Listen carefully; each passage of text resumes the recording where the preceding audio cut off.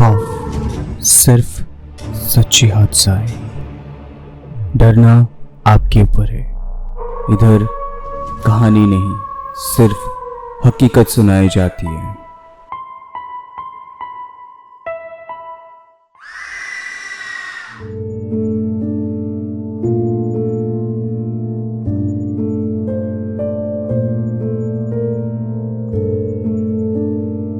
रुक जाइए, थोड़ी देर स्किप मत कीजिए, थोड़ी देर सुन तो लीजिए। आप लोग को ये पता चलेगा कि सुपरनैचुरल एंटिटी को लेके कैसे कैसे लोगों का एक्सपीरियंस है, क्योंकि मैं इधर लोगों का भेजा हुआ सच्ची हॉरर इंसिडेंट जो है वो मैं शेयर करता हूँ आप लोगों से। तो आप सुनिए, आप लोग को भी अच्छा लगेगा, और सुनने के बाद एक सब्सक्राइब और लाइक तो बनता ही है। Hello and welcome everyone. खौफ की 58th एपिसोड पे मैं नील, आप लोग का स्केरी दोस्त, फिर से एक बार स्वागत करता हूँ सच्ची हॉरर हादसा पे। आज है खौफनाक मंडे। हर सोमवार, बुधवार, गुरुवार और शुक्रवार की रात, ठीक रात 9 बजे। आज का पहला हादसा गुलफाम जी ने भेजे हैं महाराष्ट्र के मुंबई से। ये इंसिडेंट उनके ही साथ हुआ था 2016 में। गुलफाम जी एक्चुअली बोर्ड एग्ज़ाम का तैयारी कर रहे थे, तो बहुत देर तक उनका क्लास चलता था। तो एक बार क्या हुआ कि बहुत देर हो गए थे उनका क्लास ख़त्म होते होते, तो लगभग रात के 10:30 बज गए थे। तो उनके घर जाने के लिए दो रास्ता थे। एक बहुत ही लंबा गिरता था जिसमें घर पहुंचते पहुंचते 45 मिनट लगता था, और दूसरा जो रास्ता था वो छोटा रास्ता था जो शॉर्टकट रास्ता था।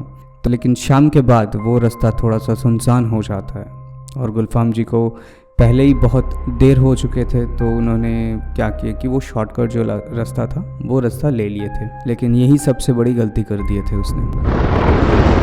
वो जो रास्ता था, वो शॉर्टकट जो रास्ता था, वो रास्ते से जाने से रेलवे ट्रैक के ऊपर से क्रॉस करके जाना पड़ता था, और फिर रेलवे ट्रैक क्रॉस करके 2 किलोमीटर फिर पैदल चल के जाना पड़ता है। और उसी रास्ते पे था एक हॉन्टेड हॉस्पिटल, और उस दिन मौसम भी काफ़ी अच्छी थी, तो गुलफाम जी का मूड भी बहुत अच्छे थे। तो उन्होंने कान में हेडफोन डाल के चलना शुरू कर दिया। जब तक वो अस्पताल के आसपास नहीं पहुंचे थे तब तक तो बहुत सब कुछ नॉर्मल था। तो जब वो वहाँ पहुँचे तो अचानक हवा ठंडा होने लग गया, और उनके जो रोंगटे थे वो खड़े हो गए। ये थोड़ा अजीब था क्योंकि मुंबई का जो वेदर है वो हमेशा ह्यूमिडिटी रहती है वहाँ पे। फिर भी वो चलता रहा, और तभी उनको लगा कि जैसे कोई उनके पीछे पीछे आ रहा है। तो उन्होंने जैसे मुड़ के देखा तो देखा कि कोई तो है ही नहीं। तो गुलफाम जी चलते गए।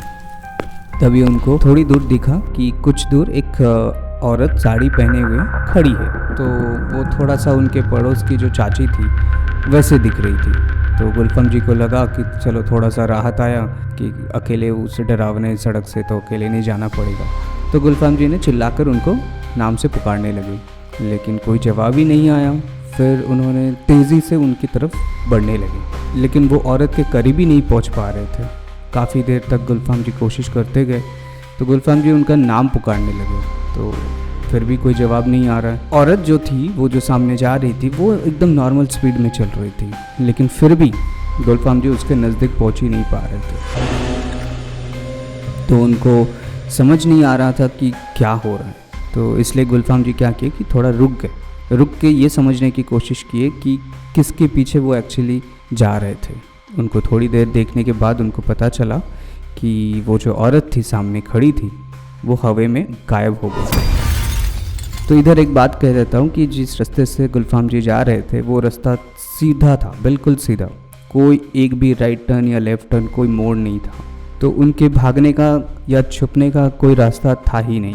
बस इतना ही काफ़ी था कि ये जो देखा गुलफाम जी ने उधर खड़े होके, ये देख के उन्होंने खुद पर काबू खो बैठे थे, और उधर से जो चीते की माफिक दौड़ने लगे, एकदम सीधा घर पे जाके रुके। वो इतना डर गए थे कि उसको बुखार आ गए थे, जो काफ़ी हद तक रुका, मतलब हफ्ता भर उनको वो फीवर था। तो कैसे भी करके वो उन्होंने फिर भी अपने घर वालों को बताया सब कुछ कि ऐसा ऐसा उन्होंने देखा है, लेकिन सब ने उसको ये कहकर टाल दिया कि पढ़ाई का प्रेशर में तुमको शायद हैलुसिनेशन हो रहा है, तो थोड़ा सा रेस्ट ले लो। फिर तो उनके साथ अजीबोगरीब चीज़ें भी होने लगे घर पे। ऐसा लगता था कि जैसे सोते समय कोई उनके बालों के साथ खेल रहा है, कोई बालों में सहला रहा है। गुलफाम जी को अंधेरे में कभी कभी कुछ परछाई दिखने लग जाते थे, और गुलफाम जी जब भी घर में अकेले रहते थे तो तभी उनको कुछ डरावने आवाज़ या परछाई दिखने लग जाते थे। तो ये चीज़ उन्होंने किसी के साथ जिक्र नहीं किया क्योंकि सब लोग फिर उनका मजाक उड़ाएंगे।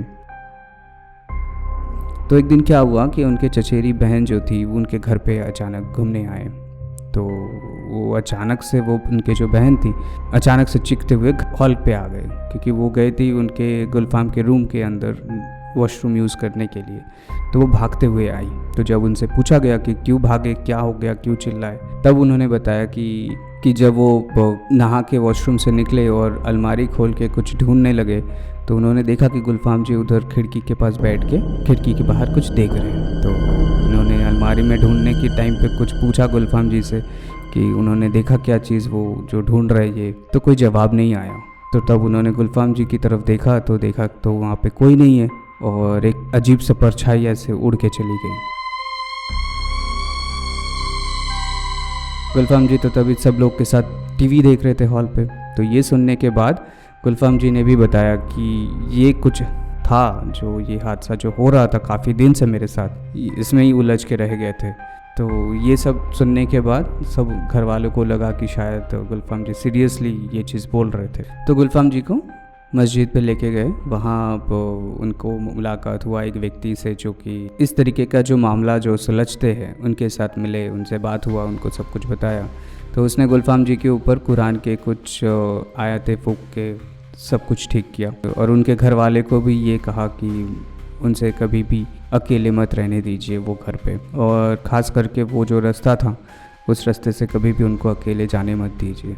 तो धीरे धीरे सब कुछ नॉर्मल होने लगे। फिर कुछ 3-4 महीने के बाद वो लोग ने वो घर भी छोड़ दिए थे। देखिए, कभी भी अगर रास्ते पर अगर आपको कोई दिख जाए, ये ज़रूरी नहीं है कि आप उनको पहचान वाला हो, कि आप उनको जानते हैं, तो आप अपने हिसाब से चलते जाना है। जितना हो सके उधर से भाग के अपने घर तक पहुंच जाइएगा। अभी चलते हैं दूसरी हादसे पे, जो कि हमें भेजा है मोहित मान ने पंजाब के चंडीगढ़ से। यह हादसा मोहित जी की मम्मी के साथ लगभग 40-50 साल पहले की बात है। तब हुए थे जब उनकी मम्मी छोटी थी। तो उनकी मम्मी बचपन में क्या करते थे, अपने गर्मियों की छुट्टी में दियालपुर करके एक जगह है, वहाँ पे बहुत ही छोटा सा गांव है, वो अपने सबसे बड़े जो ननद है उनके घर पे बिताती थी। तो अपनी उम्र के जो ज़्यादातर बच्चों के साथ ही वो टाइम बिताते थे, और वो भी बहुत ही चंचल और जिज्ञासु और थोड़ी सी साहसी भी थी। और उस गांव में एक बहुत ही पुराना कुआं था जिसके बारे में सब फूसाफूसी करते थे। बड़े बुज़ुर्ग अक्सर बच्चों से कहते थे कि वो कुएं से हमेशा दूर रहना, और चेतावनी भी दिए थे क्योंकि वो कुआं थोड़ा सा भूतिया है।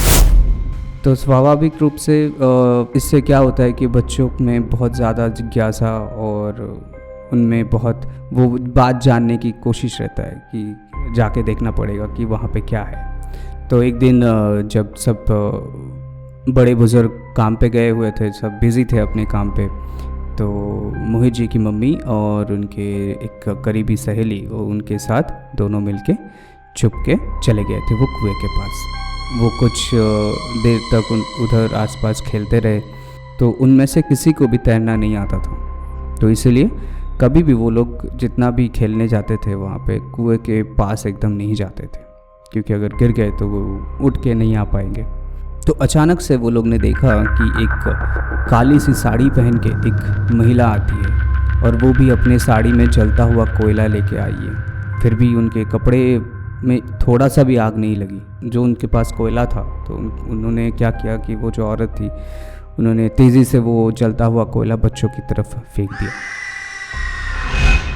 तो दोनों लड़कियां बहुत डर गए और कांपते कांपते घर की तरफ दौड़ के चले गए। फिर कुछ दिनों बाद ये जो घटना हुआ था, जो हादसा हुआ था, इनके बावजूद भी उनमें जो जिज्ञासा था उनके ऊपर वो लोग फिर वहाँ पे पहुँच गए, और वो दोनों फिर से वही कुएं पे जाके खेलने लगते। और इस बार तो उन्होंने जो एक्सपीरियंस किया वो तो बहुत ही डरावना था, क्योंकि कुएं की गहराई में से मोहित जी की मम्मी और उनकी सहेली का नाम कोई पुकारने लगे। पहले तो आवाज़ बहुत धीमे धीमे सी आ रही थी, फिर तेज़ होने लगे और हवा में गूंजता रहा वो नाम, दोनों के नाम, मम्मी की और उनके सहेली के नाम।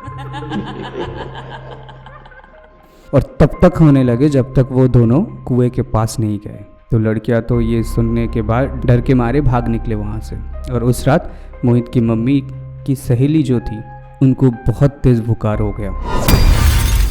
घर पे लेटे हुई थी, फिर भी उनको वो जो आवाज़ था वो आवाज़ उनके कान में गूंजते रहे। बार बार उनको ऐसा लग रही थी कि उनके बाजू में कोई उनका नाम पुकार रहा है। हालांकि उनका जो बुखार था वो 2-3 दिन में ही उतर गई थी, लेकिन वो डर से वो कभी भी उभर नहीं पाई। और कुछ दिन बाद ये खबर आता है कि उनका जो मम्मी की जो सहेली थी उनका मौत हो जाती है। इसीलिए कहते हैं कि बड़े बुज़ुर्ग जो कहते हैं हमेशा सुनना चाहिए। कभी कभार कुछ ऐसा होता है कि उन लोग को मालूम होता है और हम लोग को मालूम नहीं होता है, फिर भी हम लोग अपना जिज्ञासा में इतना लीन हो जाते हैं कि हम लोग उधर पहुंच जाते हैं देखने के लिए। लेकिन इतना भी अपने अंदर जिज्ञासा होना नहीं चाहिए ताकि आपको वो मौत की घाट उतार दे। तो गुलफाम जी और मोहित जी, आप दोनों को बहुत बहुत धन्यवाद कि हमारे साथ ऐसा रियल हॉरर इंसिडेंट शेयर करने के लिए। और आप भी चाहे तो हमारे साथ रियल हॉरर एक्सपीरियंस शेयर कर सकते हैं। हमारे साथ शेयर करने के लिए आपको सिर्फ व्हाट्सएप करना है। हमारा व्हाट्सएप नंबर है 7738596725। यहाँ पे आप लोग इंसिडेंट लिख के भी भेज सकते हैं या फिर वॉइस रिकॉर्ड करके भी भेज सकते हैं। अगर आप चाहे तो आप ईमेल भी कर सकते हैं हम लोग को। हमारा ईमेल आईडी है share.trueincident@gmail.com, या फिर आप फेसबुक पे भी भेज सकते हैं। हमारा फेसबुक पेज का नाम है खौफ स्पेस F कैपिटल। और इंस्टाग्राम पे भी चाहे तो आप भेज सकते हैं। हमारा इंस्टाग्राम का पेज का नाम है KHAUF.FF, ये पूरा ही स्मॉल में। तो फिर से एक बार कहता हूँ कि अगर आप लोग नए हैं तो please like, share and subscribe कीजिए और कमेंट तो बिल्कुल कीजिए। और जाते जाते बेल आइकन को प्रेस कर लीजिएगा ताकि हर सोमवार, बुधवार, गुरुवार और शुक्रवार की रात 9 बजे सबसे पहले आपके पास नोटिफिकेशन जाए। चलिए मिलते हैं नेक्स्ट एपिसोड भूतों की बुधवार ठीक रात 9 बजे। और तब तक आप लोग भूलिए मत इंसिडेंट लिखना और भेजना शुरू कर दीजिए। मिलते हैं अगले एपिसोड, तब तक के लिए बाय, गुड नाइट, शब्बा खैर, take care and stay safe.